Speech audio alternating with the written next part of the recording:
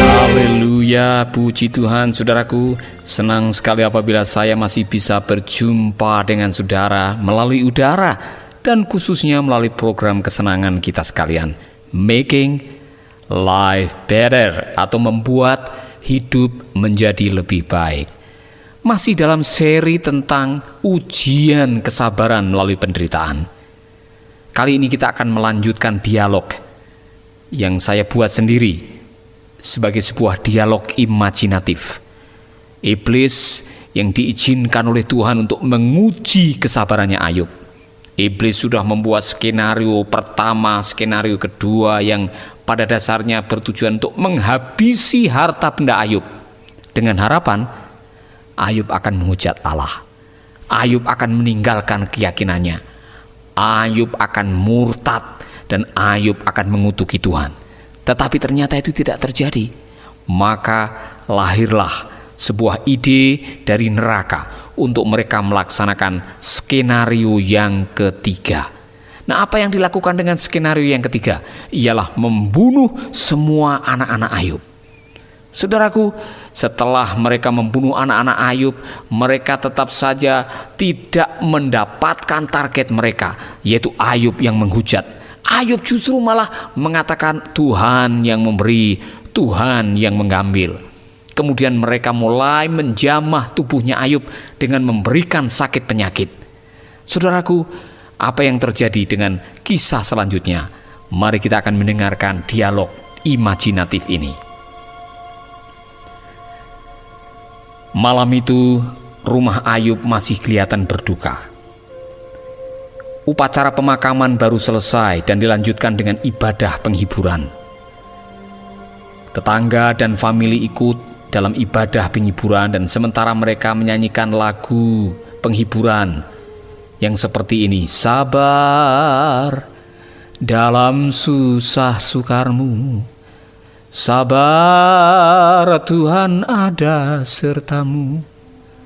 Sabar, sabar, Tuhan beri kuat padamu. Ibu Ayub tidak bisa membendung air matanya. Dan dimaklumi, oleh karena dia begitu kehilangan ke-10 anaknya yang cantik dan yang tampan. Sesekali ia menyeka air mata yang keluar. Sesekali terlihat ibu-ibu mendekatinya sambil memberikan kata-kata yang menguatkan. Tetapi rasa kehilangan begitu hebat. Ibu Ayub menangis dan menangis. Bahkan sementara mendengarkan kata-kata yang menguatkan, kata-kata yang menghiburkan, dia terus menangis karena duka yang begitu luar biasanya. Saudara bisa membayangkan, dia baru kehilangan 3.000 onta, 7.000 kambing, lembu dan keledai yang jumlahnya begitu luar biasa. Dan kalau diuangkan dengan uang rupiah sekarang, bisa-bisa 12 miliar. Tetapi Pak Ayub agak tegar. Dia masih bisa menyalami orang-orang yang datang untuk memberikan kata-kata penghiburan. Dia masih bisa tersenyum dan menatap masa depan dengan begitu tenang. Orang-orang yang melayat mencoba mengamati ketegaran hati Ayub, dan mereka semua kagum. Karena dalam keadaan yang kehilangan begitu rupa, Ayub justru berkali-kali bersujud sambil mengatakan, "Aku lahir dengan telanjang, aku kembali dengan telanjang. Tuhan yang memberi, Tuhan yang mengambil." Malah Ayub mengucapkan kata-kata pujian sambil menengok ke atas, mengarahkan hatinya kepada Tuhan, dan dari mulutnya terucap kata-kata, "Tuhan, terpujilah namamu." Saudaraku, kita semua kagum dengan kesabaran dan ketabahan Ayub. Nah, sebagai manusia biasa tentu dia merasa kehilangan. Malam itu, pada waktu semua pelayat sudah mulai meninggalkan rumahnya, Ayub mencoba untuk tenang dan menghadapi semua kenyataan dan barangkali ingin beristirahat. Tetapi malam hari itu, tiba-tiba Ayub merasa sesuatu yang aneh terjadi pada dirinya. Kulit di sekujur tubuhnya gatal dan melepuh, dan tiba-tiba dia menderita demam yang sangat tinggi. Para tabib yang dipanggilnya tidak bisa mengobatinya. Berbagai macam pengobatan alternatif sudah dicobanya, namun hasilnya tetap nihil. Menurut diagnosa terakhir, Ayub menderita lepra ganas yang bernama Shehin. Aduh saudaraku, ini yang namanya sudah jatuh ketimpa tangga. Itulah nasib Ayub. Semua tetangga dan sahabat yang dulu bersimpati mulai mempertanyakan kehidupan Ayub. Shehin itu adalah penyakit kutukan. Itu berarti Ayub selama ini tidak beres. Mungkin kekayaannya yang didapatkan ini adalah kekayaan yang tidak beres. Gosip mulai tersebar dan orang-orang mulai meninggalkan Ayub. Bahkan sahabat-sahabat karibnya seperti Bildad, Elifas, Sofar, dan orang-orang yang dulu suka datang ikut berpesta dan datang untuk mendekati rumah Ayub dan bersahabat dengannya, mulai meninggalkan satu demi satu. Yang lebih menyakitkan lagi, ketika Bildad, Elifas, dan Sofar datang dan mengatakan, Ayub, tidak mungkin orang yang benar akan dipunahkan oleh Tuhan, katanya. Barang siapa menabur angin, pasti akan menuai badai. Saudaraku, Bildad, Elifas, dan Sofar adalah sahabat yang paling dekat, yang selama ini merasakan dan ikut mencicipi kekayaannya Ayub. Tetapi giliran Ayub sedang menghadapi malapetaka, justru menghakiminya dan mengatakan, kamu ini tidak beres Ayub. Kalau selama ini kamu menjaga hatimu kudus di hadapan Tuhan, tidak mungkin kamu menderita malapetaka seperti ini. Tentu saja Ayub begitu sakit hati, dan dia dengan jujur mengatakan, 10 kali kamu telah menyakitkan hatiku. Sayang sekali, sayang 1000 kali sayang. Istri Ayub terpengaruh oleh mereka. Kesetiaannya sebagai seorang istri betul-betul luntur ketika melihat nasib suaminya semakin parah dan memalukan. Dan malam itu dengan begitu teganya sang istri mengatakan, lebih baik kamu mengutuki Tuhanmu dan matilah saja. Untuk apa kamu setia kepada Tuhan kalau kita menghadapi nasib seperti ini? Harta kita ludes, anak-anak kita mati kerobohan rumah, dan sekarang kamu menderita penyakit kutukan. Tuhan macam apa yang kamu sembah Ayub? Mulai sekarang tidak usah beribadah, tidak usah berdoa, tidak usah beramal, toh ujung-ujungnya kamu akan menderita. Telinga Ayub merah ketika mendengar ucapan-ucapan kekecewaan istrinya. Dan yang bikin Ayub marah, karena istrinya sudah mulai menyinggung-nyinggung tentang Tuhannya yang dia sembah selama ini.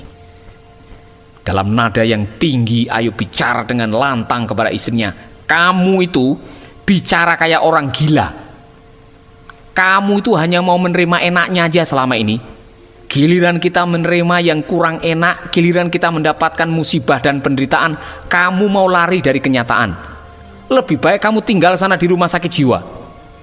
Ingat janji nikahmu dulu. Bukankah kamu berjanji mau mendampingi aku dan menjadi istri yang setia? Waktu susah, waktu senang, waktu kaya, waktu miskin, waktu sehat maupun waktu sakit. Giliran saya sakit dan kehilangan semua harta benda, kamu suruh saya bunuh diri. Istrinya Ayub protes, saya tidak bermaksud untuk bapak bunuh diri. Saya mau kamu meninggalkan Tuhannya dan kutuki saja Tuhanmu. Iya, mengutuki Tuhan itu artinya bunuh diri. Karena selama ini kalau ada orang berani mengutuki Tuhan, pasti dia akan mati. Saudaraku, sampai detik itu neraka dibikin gembira. Semua yang ada di neraka bertepuk tangan dan mereka menantikan dengan harap-harap cemas, sebentar lagi Ayub akan menghujat Tuhan, karena kali ini istrinya sendiri sudah mulai menghujat Tuhan dan membujuk suaminya untuk meninggalkan Tuhan. Lucifer begitu lega dan begitu bangga bahwa strateginya berjalan dengan lancar dan hampir menuai keberhasilan. Malam itu suasana rapat di neraka tampak sedikit berbeda. Para iblis yang jarang tersenyum malam itu menampakkan wajah yang ceria. Kalau kemarin mereka tegang, malam itu mereka agak santai. Tetapi di tengah-tengah suasana santai itu tiba-tiba mereka dikejutkan dengan bunyi HP. Maaf, ini imajinatif.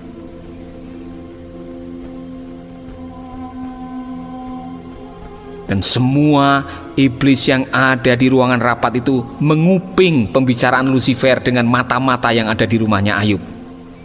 Lucifer mengucapkan kata-kata harapan yang luar biasa kepada mata-mata yang ada di dunia.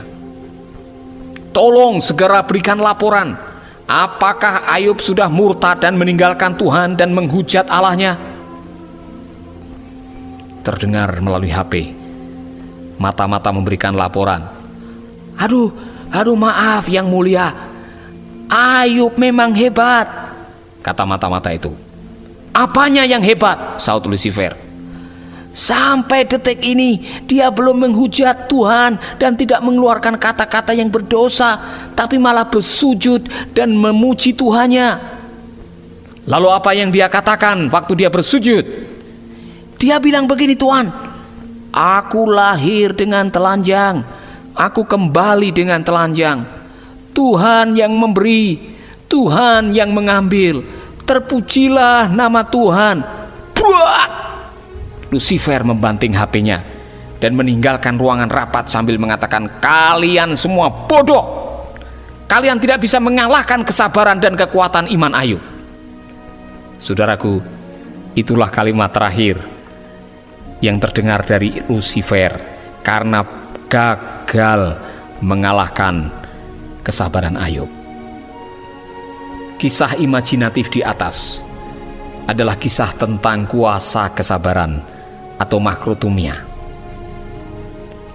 Ayub memang layak menjadi tokoh dalam hal long suffering atau makrotumia, atau orang yang memiliki kesabaran yang panjang.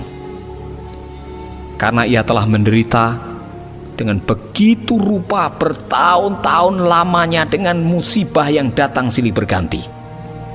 Tetapi kita tidak pernah mendengarkan Ayub murtad atau mengucapkan kata-kata yang menghujat Allahnya.